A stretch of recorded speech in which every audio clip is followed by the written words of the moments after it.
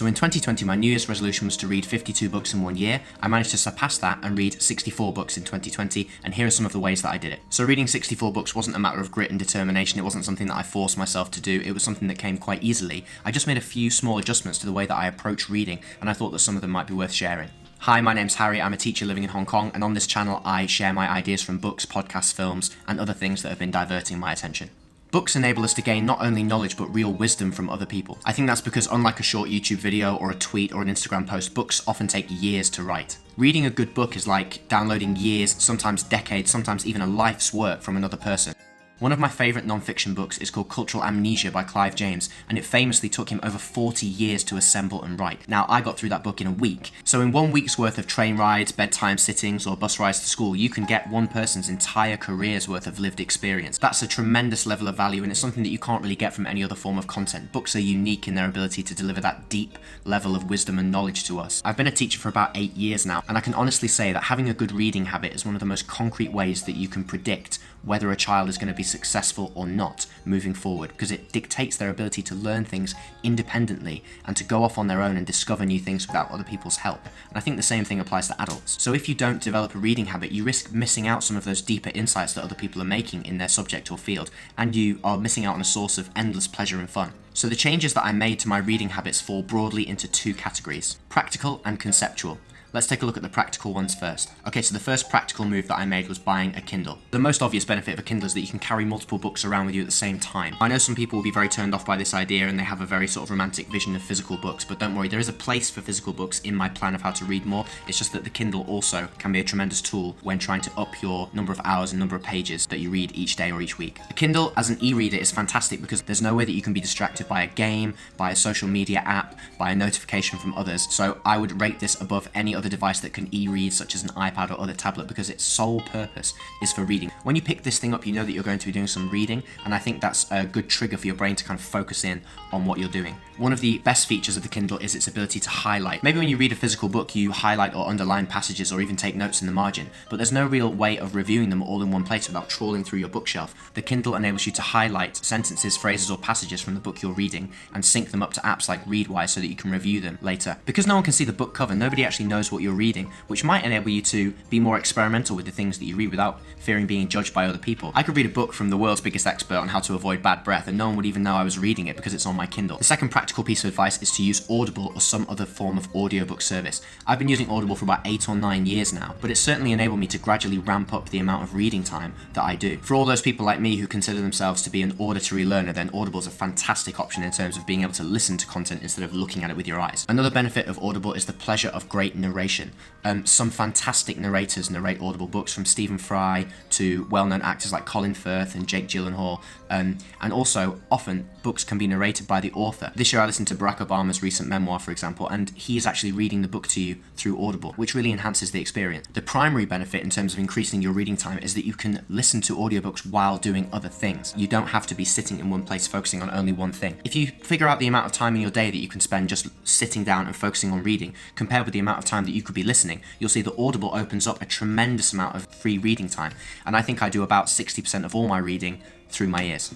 Another benefit of Audible is since you can listen on the move, it saves your neck. A lot of us nowadays have this kind of forward neck position that comes from us scrolling on our devices too much. And with Audible, you can get up, you can have a walk, you can change position without getting distracted from your book. It enables you to be more mobile while still doing the task of reading. So with Audible freeing up our hands and our eyes, it enables us to do the next practical tip, which is habit stacking, i.e. pairing the habit of reading with something else that you want to get done, usually something that you don't find pleasurable. So there are plenty of things that I don't enjoy doing, but I know I have to do. Doing the dishes and other chores, stretching, which I find both boring and very painful, but I know is good for my body, commuting to and from work, and also when I'm exercising, maybe running or on the treadmill or something like that, I can be reading, which makes those kind of boring, monotonous activities a little bit more interesting, and also you manage to squeeze in even more reading time. Audible has a speed up feature, which is absolutely fantastic, especially for non-fiction books where you're not really trying to relish it and enjoy every moment, you're simply trying to get as much information as possible. If you gradually ramp up the speed that you're listening to, you actually don't notice the change. I now listen to non-fiction books at around between 2.8 and 3 times their normal speed, and it seems normal to me now because I just increased in small increments, and it means that you can really get through a lot of books really fast. Okay, physical books. Where do physical books fit in if I'm recommending using a Kindle? Well, I know a lot of people have that romantic attachment to physical books, the feel of them, the smell of them, the aesthetic of them, and I still buy physical books sometimes. This one just came the other day. It's full of recipes and other travel ideas. It's got nice illustrations in. This is the kind of book that I wanted to have in my house. It's very aesthetically pleasing, and it's the kind of book that I really wanted to own a physical copy of. So I have absolutely no problem with having physical books. And physical books definitely can fit into an enhanced reading routine. But for me, physical books I'll always read at home rather than carrying them around with me because, as I say, the Kindle is that much more convenient. Another advantage of physical books is for those books that you want people to see that you own, i.e. books that you think are kind of impressive or a bit cool. Sometimes called like coffee table books or something like that, you know, you leave around to kind of let people get a vibe of what your personality is like, or what you try and portray your personality is like. To be honest, I think everybody does that to a certain extent. They buy books in physical copy and they put them, you know, strategically around the house to kind of impress people. So I'll always keep a fiction book by my bed as a reminder that reading is an option in the evenings if I want to wind down. I read an article a long time ago. It showed that before bed, reading fiction helps you to wind down and get ready for sleep, whereas reading non-fiction encourages wakefulness as it's more stimulating. So let's look at some conceptual changes that will make you a more consistent and better reader. The first one is to stop revering books too much. People have an idea that books are valuable and important, and they put them on this kind of pedestal as something that is to be revered and to be very highly respected. I think having a more natural relationship with books and reading is a way to get more reading into your life. On social media, you can flick through 10 or 12 posts every couple of seconds without thinking twice, but with a book, we kind of have this preconception that you need to sit down and read the book from start to finish, and I think that needs to go. If you pick up a book and after a few pages you're not interested or enjoying yourself, put that book down and find a new one. You haven't got time to waste on books that aren't bringing you value or giving you enjoyment. The other way in which we revere books too much is the quality of our attention. We tend to think that we need to bring a higher quality of attention to reading than to any other activity that we do. And if we're not retaining every single word or having some sort of massive epiphany every 2 paragraphs, then we're not doing it right. The truth is that books aren't like that. You forget massive amounts of what you read, but you hold on to some and you make connections over time. And that's the way that we treat watching movies, reading articles, flicking through a news app on our phone. But with books, we seem to have this idea that you have to give it your fullest attention. And if you can't remember every word that was on the previous page, that you're some sort of idiot and you're never going to be a good reader and you're just completely useless. The truth is that, like most things that require a bit of attention, reading is something that your mind settles into the more that you do it. So if you've been reading for a few minutes and you feel stressed that you're not focused enough, just kind of persevere with that, and eventually your mind will get used to that level of concentration and it will become the new normal for you. So I'm going to call this one the just a page technique. Some of us have a very convenient schedule, lifestyle and attention span that enables us to sit for hours with a book uninterrupted. Some of us need to work our way up to that position. So here's the solution.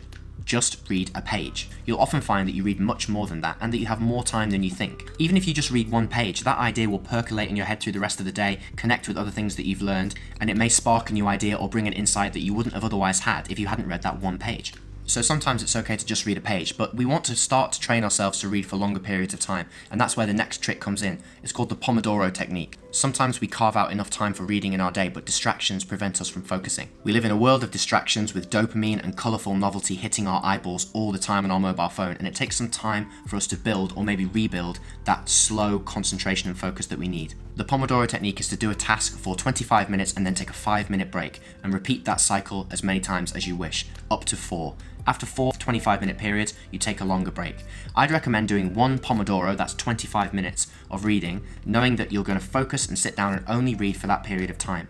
If you find that easy, the next time you do it, try and carve out 2 Pomodoros, but don't go above 25 minutes because eventually you'll burn out your focus and you'll feel like a failure for not sticking to the book. The point is, by setting a parameter and saying I'm going to focus for this amount of time and take a rest for this amount of time, then you're giving yourself a chance to incrementally build up, and more importantly, you're saying to yourself, for this designated period of time, the only thing I'm going to do is read. Alright, next conceptual switch is to read several books at once. I always have many books on the go at one time, so the biggest distinction is between audio and visual. I always have 1 book on the go on my Kindle and 1 book in my ears at all times. So wherever I am, whether I'm sitting down or whether I'm walking or on the go, I can start reading. The other distinction is to make sure that I always have 1 non-fiction and 1 fiction book on the go at any time. What that means is, depending on my mood, sometimes I'm in the mood for relaxation and escapism, and sometimes I'm in the mood to learn and challenge my brain a little bit. So no matter what mood I'm in, there's always a book that I'm in the middle of that I can go straight to and continue. The last conceptual tip is for non-fiction books, and it's to read book summaries. Reading a book summary is a really good way to scaffold your reading. Firstly, it enables you to decide what to read. You don't need to plow into a book hoping it's going to be informative or helpful. You can read the summary and get an idea of where the book is going and what it's going to contain before you begin. Secondly, it helps you to follow the structure of a book.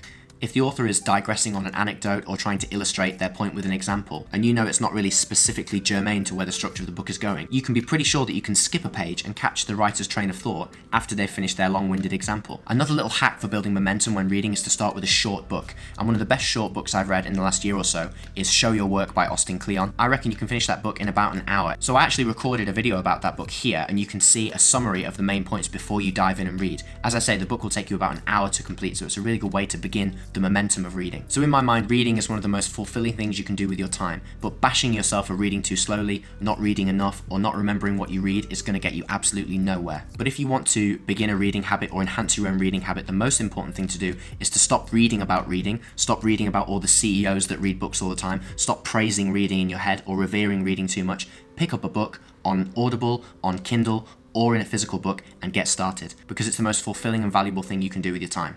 And if you got anything from this video, give it a like, and if you want to see some of the insights from books that I've been reading, then subscribe to this channel below. Cheers.